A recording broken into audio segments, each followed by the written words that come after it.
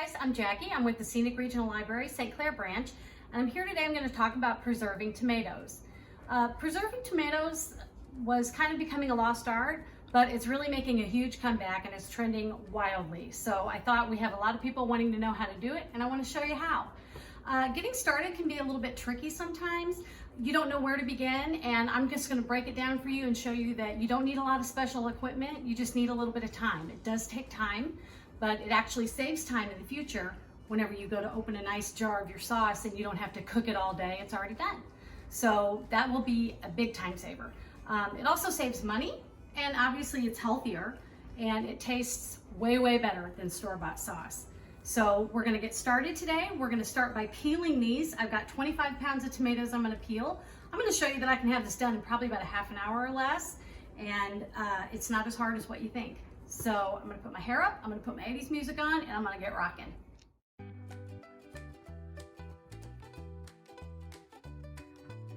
Okay, so it's 12:30 on the dot. I got my water boiling, and we're going for it.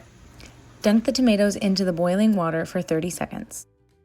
Okay, so that's my third batch of tomatoes. I'm letting my water come back to a boil, and now I'm starting the peeling process. You just need to take your tomato and core it with your good knife, and that peel slides right off.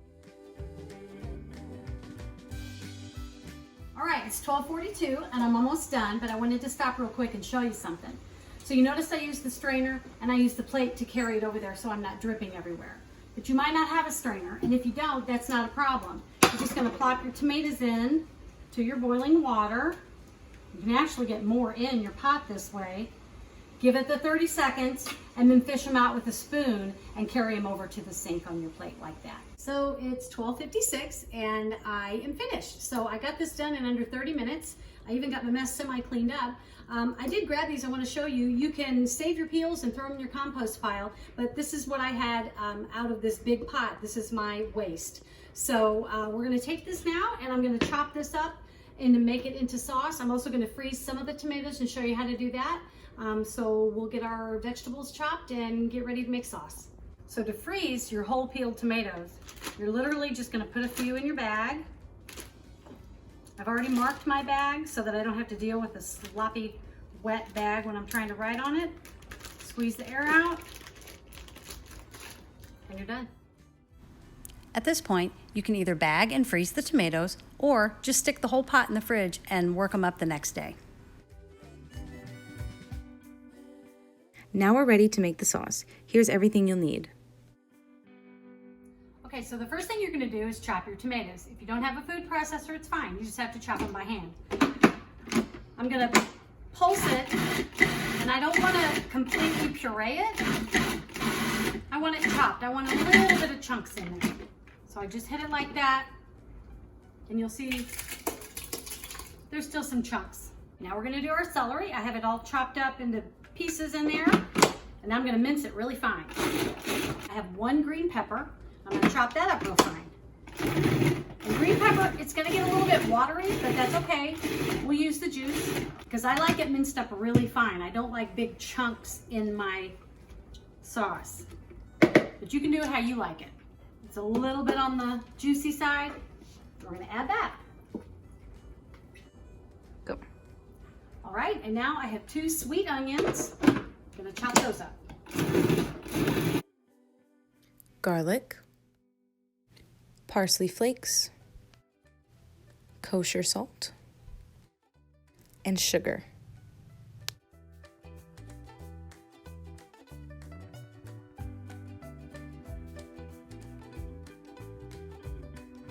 So now we have everything in our pot ready to go. I'm going to turn it on about a medium high, and I'm going to bring it to a boil, and I'm going to cook it for as many hours as it takes to get to the thickness that you desire. I'd say about 2 to 3. So we're going to come back and check it periodically and watch how it goes. So it's almost 4 o'clock. I started this at 1:30, so I boiled it down.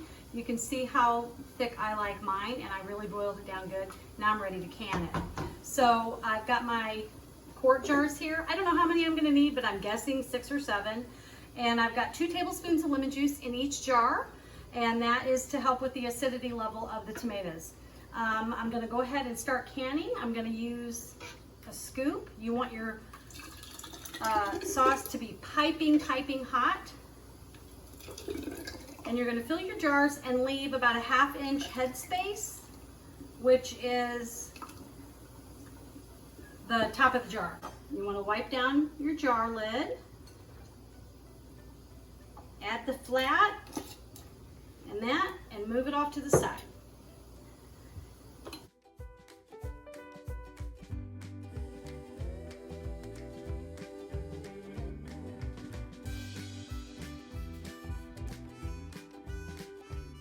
So, I forgot to mention, if you don't want to do the canning and you just want to do the freezing, go ahead and have your freezer bags ready. You don't want your sauce to be piping hot to put it in these bags. So I'm going to put some off to the side to freeze later. But I did do 6 quarts. Also, I had my pot of boiling, my kettle was boiling before I even started filling these. So now it's ready to load my jars. I've got them all ready to go. If you have access to one of these, this is great because these are hot to pick up right now. So to move them, you're just gonna, if not, just use a towel. But I have one of those, so I'm lucky. And then you're just gonna put them in your canner.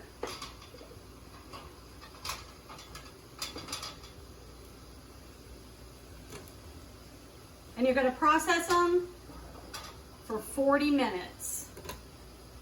Put that down in there. Okay, 40 minutes. All right, so it's been 40 minutes. I'm taking my lid off. And then you can either use a couple of wooden spoons and pull your rack out of the thing, out of the hot water. It's a little hard. Okay. Or a couple of dishcloths. Whoops. And then one by one, I'm going to transfer them to a heavy-duty cookie sheet.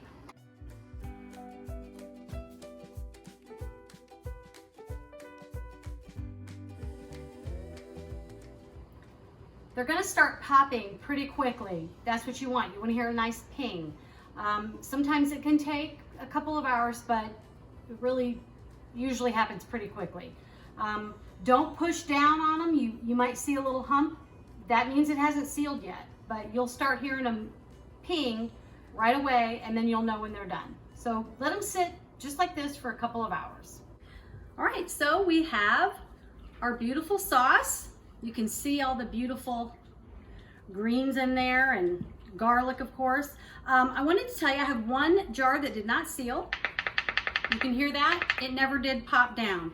So you can actually take the lid off and put a new one on and redo it and do another 40 minutes in the boiling water. Or you can just stick it in your fridge like this and leave it for a few days, which is what I'm gonna do because I'm not going through all that again for one jar.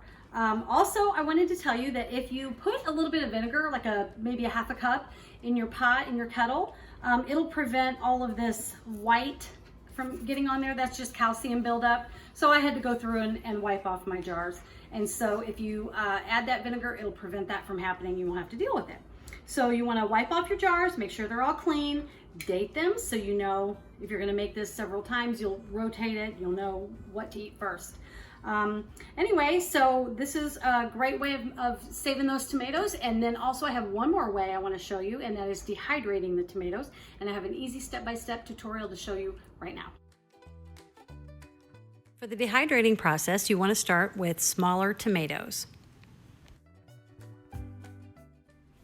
The first step is to core the tomatoes, then cut them in half and lay them skin side down on a parchment-covered cookie sheet. Pat them dry with a paper towel, then sprinkle them with some kosher salt and some Italian herb seasoning. After 4 hours in a 200-degree oven, pull them out and give them a good squish with your spatula. Then pop them back in for another 4 hours or so. These look almost finished. Now would be a good time to take them out and flip them over and give them another hour or two. You'll know they're done when they're soft like a raisin. You don't want them crispy. When they're done, you can put them in a jar and then just cover them with some olive oil. The whole process takes anywhere from 10 to 12 hours, depending on the size of your tomatoes. So you should end up with about a pint-sized jar if you do a whole cookie sheet like I did. That's what I ended up with. I put a little olive oil in it and put it in my fridge. It'll get a little bit cloudy, and that's okay. You can just leave it on the counter for about 30 minutes and it will get all cleared up and be ready to use. So this is our tray of 25 pounds. Remember, we actually had a whole nother quart jar, and we got quite a bit out of that. So I hope that you feel ready to try it, and I hope it gives you a little bit of confidence that you can do it. It's not hard. It just takes a little bit of time. I'm also going to have a recipe booklet made up for you so you can go to your local scenic branch and pick one up. It'll be free. So just go in and grab one and go home and get cooking.